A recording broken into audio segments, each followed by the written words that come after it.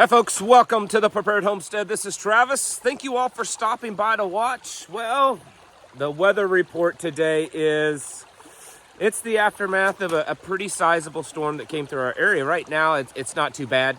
We're still getting a few little bits of light rain and sprinkles off and on. It just stopped. Could start again. But boy, did we have some pretty gnarly weather last night. Thankfully, here at our homestead, we just kind of missed most of it. We had some rain, a little bit of wind, but that was about it. Nothing too severe. We had, even the creek's up a little bit, but nothing. Usually when we get the flooding kind of rain around here, where I'm standing is about waist deep. So we did pretty well, but our area did not do so well. I'm sure you all know, and many of you are so sick and tired of hearing about it. Our preparedness team, our MAG, our community, our tribe, we have formed our own emergency response team, and we are attached now to the local fire department. We work with them, the Office of Emergency Management, things like that, and respond to calls and that sort of thing. I'm not going to go into that kind of deep detail today, though, don't worry. But we were extremely active last night. We also, part of what we do is not just go to calls, but we help with disasters and other things like that. And then we also help with staffing storm shelters in the area. So we kind of go in where there's a storm shelter, whether it's a school or church, and we can bring people in, open it up, and that way it's open. So we were doing that last night, and then afterwards, we did have some storms. It's within the fire district that we work with, but it was on north of where we are currently located. And so we had to run up there, and it's quite possible a tornado, it's not been confirmed, but it's quite possible a tornado touched down. We had some pretty gnarly storm damage. Thankfully, it hit in the National Forest area along a highway, so we're not aware of, we couldn't find and haven't heard of any damage to homes in that area. But a lot of power outages, some area flooding, just that sort of thing. So we were busy. I was out over half the night till the wee hours of the morning, taking care of that kind of stuff, cleaning up large trees off the highway, that sort of thing.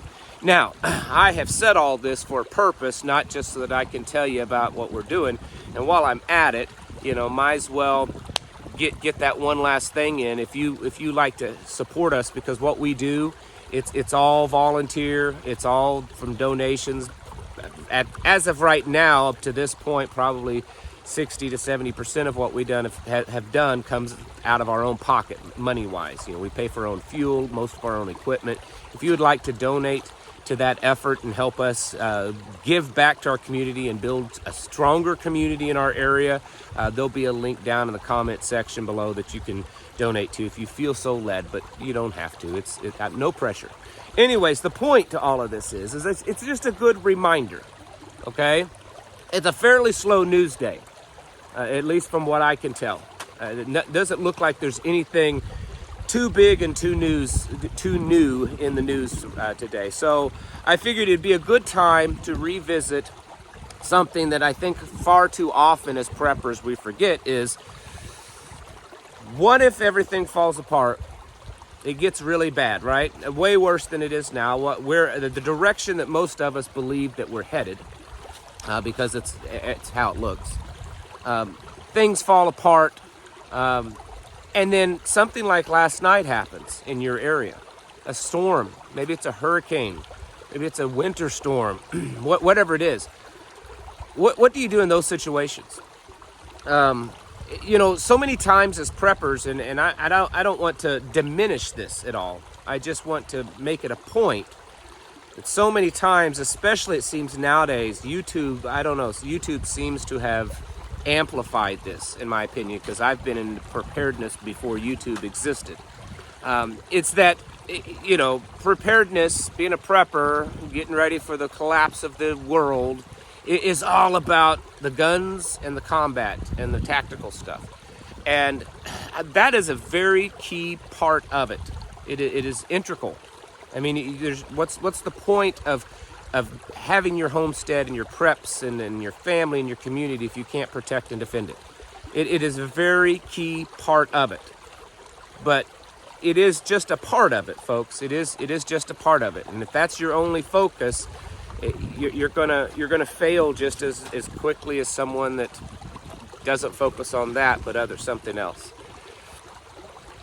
Where a lot of people forget is that it doesn't have to be, the bad guys coming down the road with, whatever after you. A lot of times, and most generally, the things that hurt us the most, that hit us hardest, are things that we're not thinking about because they're just normal stuff. We're not sitting here thinking about some, possibility that sounds exciting like out of a Hollywood movie, which I worry that that's where so many preparedness concepts really originated from, is just Hollywood, which is very possibly manipulating our concept of how things will end. But that's just another video. But we focus on those things and forget that probably the real danger is just a breakdown of the system. Maybe the money doesn't work, maybe the grid doesn't work, maybe cell phones don't work, maybe government starts to fall apart, maybe they're so overwhelmed with 300,000+ people coming in a month across the border illegally that they're not able to just take normal calls anymore. Like the police departments we're hearing about, where they're no longer taking calls overnight, or they're not taking calls unless they're immediate threats of death kind of thing. What if that happens in your area and stuff happens like happened here last night? Probably going to get some wind noise. Wind's kicking up. Can't fix that. Sorry about that. And there's no one to call for help. There's no one to come remove that tree off of your vehicle or out of your driveway or across the power lines or across the only road that you have to get out. There's no one around to open up a storm shelter so that you can go and find refuge in a tornado. There's no one to come and help when it knocks out the power and it knocks out the roof of your house, or you become injured in that time. That's always a worry for first responders, is in the midst of a tornado they would get a medical call, and so now they're putting their own lives at risk trying to get there through a severe storm. Those kind of things happen. They happen every day. They happen all the time, all over the nation. Various different natural occurrences that cause very serious hardships for people. What happens when those things happen and there's no system there to help you out? There's no system there to come fix the problem. There's no one to come rescue you. There's no one to come fix your injuries. There's no place to go and find, treatment for an illness. There's no one that's going to come and rebuild your roof. You may not even be able to get the supplies to put a new roof on or a new house. What are your plans for these types of situations? Yes, the other day I talked about how you need to be planning for this kind of stuff, for when the bad people come. 100% should be doing that. Talked to you extensively on producing your own food. You need to be doing that, absolutely. You need to have water, food, medicine, all the basics covered, and you need to have a way of doing it so that you're the one in control. You're growing the food. You're producing the meat. You've got chickens, you've got cows, you've got goats, you've rabbits, whatever it is. You're in control of that, not some government or some corporation owned by Chinese, or anything like that. It's in your control. This is the same thing. Do you have the ability to, come to your own rescue? Or do you have a plan for when there is no one to come to the rescue, and what are you going to do? What are you going to do in a storm, your little homestead? You have a place to go hide, to get out of the storms if necessary? What are you going to do if it takes out your barn that's got all your preps in it? Do you have all your preps in one spot, and now it just got taken out? What are you going to do if the grid gets knocked out, at least for a while? Even this morning as I'm speaking, there's several thousand households throughout this whole region that are currently without power. Where we were working last night on the highway trying to clear trees, either possibly the tornado took out a cell tower, or it was off or something. There was 000 cell service for a large swath of the area. So if that's your means to communicate, if that's your means to call for help, and then it gets taken out, you know, do you have stuff like this? Do you know how to use it? You know, do you have alternatives, backup contingencies? Do you have that kind of stuff? This is what I'm talking about, folks. You need to be thinking about this.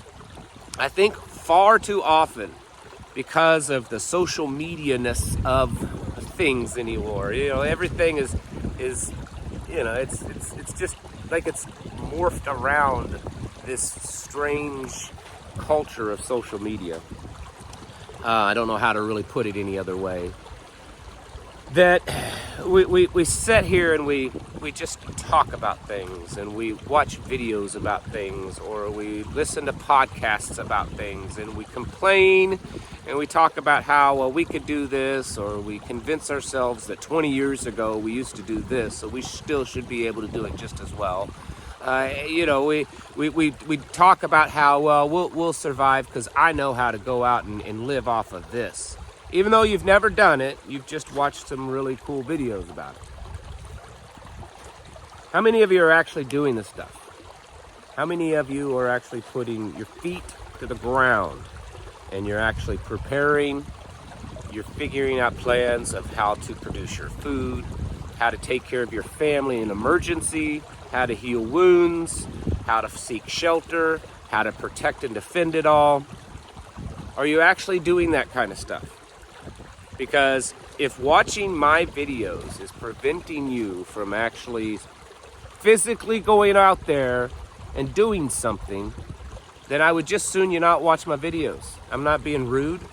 I care more about you getting prepared than I do about the view counts on my videos. And we could talk about all day about how we can move mountains, but if you don't get up off the couch, it's never going to happen. And you need to start realizing that preparedness is and see it from a holistic point of view, that there's all sorts of problems that can happen when things fall apart. And when they do, the only one that's going to be able to actually fix or take care of them now is you. There will be no one else to come to your aid. No one. You will be on your own. And you need to plan for that, because that's something that Americans just are not used to. It's time to get your houses in order, folks. Prepare yourselves mentally, physically, and spiritually. Thanks for watching. I'll catch you in the next video.